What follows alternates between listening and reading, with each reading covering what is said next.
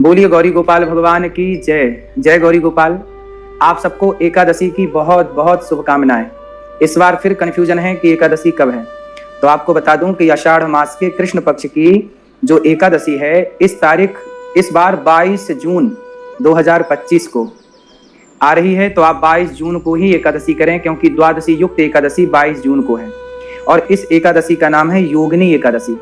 इसे योगिनी एकादशी क्यों कहा जाता है? कहते हैं कि एक बार कुबेर के दरबार में, कुबेर के राज्य में, स्वर्ग लोक में जो कुबेर जहां विराजते हैं, तो कुबेर भगवान शिव के बहुत बड़े पुजारी हैं। एक दिन अपने हेम नाम के माली को कुबेर ने कहा कि जाओ बगीचे से भगवान शंकर के लिए पुष्प लेकर के आओ। हेम नाम का माली भगवान शिव के लिए पुष्प लेने के लिए बगीचे में गया, तो वहां पर हेम की पत्नी उसे दिख गई, तो वो अपनी पत्नी में डूब गया, आसक्त हो गया और अपने पत्नी के साथ वह रमण करने लग गया। तो पुष्प लाने में हो गई देर। कुबेर ने अपने मंत्री से कहा कि जाओ, हेम को मैंने भेजा है कि वो पुष्प लेकर आए, अभी तक तो आया नहीं। मंत्रियों ने जाकर देखा तो वो अपनी पत्नी के साथ बगीचे में क्रीड़ा कर रहा है, रमण कर रहा है, पत्नी के साथ मस्त है। तब कुबेर को सूचना मिली, तो कुबेर ने आकर के कहा कि मैं कब से भगवान शिव के लिए पुष्प के लिए तुम्हारा इंतजार कर रहा था और तुम यहाँ पत्नी के साथ रमण कर रहे हो। ये कोई वक्त है पत्नी के साथ रमण करने का? ये पूजा आराधना का समय है। जाओ मैं तुम्हें श्राप देता हूँ। कुबेर ने श्राप दे दिया हेम नाम के माली को कि जाओ मैं तुम्हें श्राप देता हूँ कि तुम कोढ़ी हो जाओ और मृत्यु लोक में जाकर के बीमारियों से घिर जाओ। श्राप लगते ही हेम नाम का माली इस मृत्यु लोक में आ गया और कोढ़ का रोग हो गया। ना उसे नींद आती, ना भूख लगती, दर दर की ठोकर खाता, कष्ट से शरीर जला जा रहा है। तब उसे मार्कंडेय जी का दर्शन हुआ। मार्कंडेय जी से कहा कि हे गुरुदेव, मैं इस पाप से, इस बीमारी से कैसे बचूं? तब मार्कंडेय जी ने पूछा कि तुम्हें ये सब बीमारी हुई कैसे? तब कहा कि मैंने पूजा के समय पे पत्नी के साथ रमण किया और मैंने कुबेर जी की आज्ञा का उल्लंघन किया। भगवान शिव की पूजा में देर हुई, इसलिए मुझे कुबेर जी ने श्राप दिया है। तब मार्कंडेय जी ने कहा कि आपने बिल्कुल सच बताया, इसलिए जाओ अब आषाढ़ मास के जो कृष्ण पक्ष की एकादशी आएगी, जो कि इस बार 22 जून को है, तो आप भी इस योगिनी एकादशी को करेंगे तो आप इस कोढ़ के रोग से मुक्त हो जाएंगे। तब कुबेर के श्राप से मुक्ति के लिए मार्कंडेय जी ने कहा कि हेम, तुम इस एकादशी का व्रत करो। 88,000 ब्राह्मणों को भोजन कराने का जो पुण्य मिलता है वह मात्र योगिनी एकादशी का व्रत कर लेने से प्राप्त हो जाता है। तो जाओ आप इस व्रत को करो। हेम ने जब आषाढ़ मास के कृष्ण पक्ष की एकादशी का जब व्रत किया तो वह सारे पाप से मुक्त हो गया और पुनः वह कुबेर के धाम में पहुंच गया और अपनी पत्नी के पास फिर वो रहने लग गया और अब शिव की आराधना करके अपना कल्याण करना चाहता है। कुल मिलाकर के व्यक्ति से जाने अनजाने में कोई पाप हो जाए तो उस पाप की निवृत्ति के लिए हमें यह योगिनी एकादशी अवश्य करनी चाहिए। आषाढ़ मास की कृष्ण पक्ष की एकादशी के विषय में, जिसे हम योगिनी एकादशी के नाम से जानते हैं।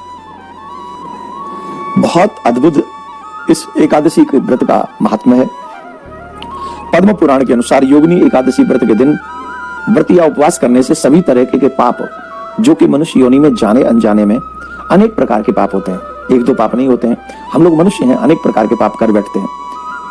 कई बार जानकर करते हैं, कई बार अनजाने में करते हैं, लेकिन दोबारा ना करने की शपथ लेकर अगर योगिनी एकादशी का व्रत किया जाए तो इस व्रत का यह बहुत बड़ा फल है कि मनुष्य के सभी प्रकार के पाप इस व्रत को करने से समाप्त हो जाते हैं। एक आप लोग इस पूरी वृतांत को मन लगाकर श्रवण करें।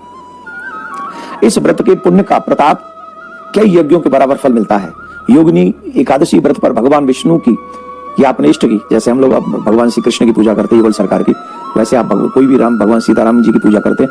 हम किसी भी मतलब अपने आराध्य की पूजा करें, पर इसमें नारायण भगवान की पूजा की जाती है, मीन्स अपने इष्ट श्री कृष्ण की पूजा की जाती है। और उस समय हमें ज्यादा से ज्यादा सत्य बोलना चाहिए। दशमी की रात्रि से ही हमें ब्रह्मचर्य का पालन करना चाहिए। संभव हो सके तो हम लोगों को दशमी की रात्रि को ही भोजन नहीं करना चाहिए, संयम रखना चाहिए।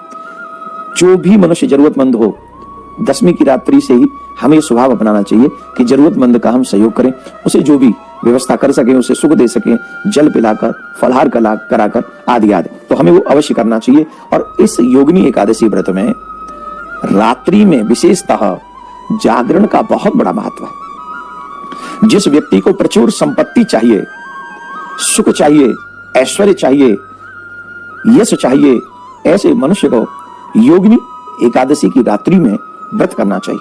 आषाढ़ माह के कृष्ण पक्ष की एकादशी को जो व्रत करता है उससे बहुत बड़े पुण्य की प्राप्ति होती है।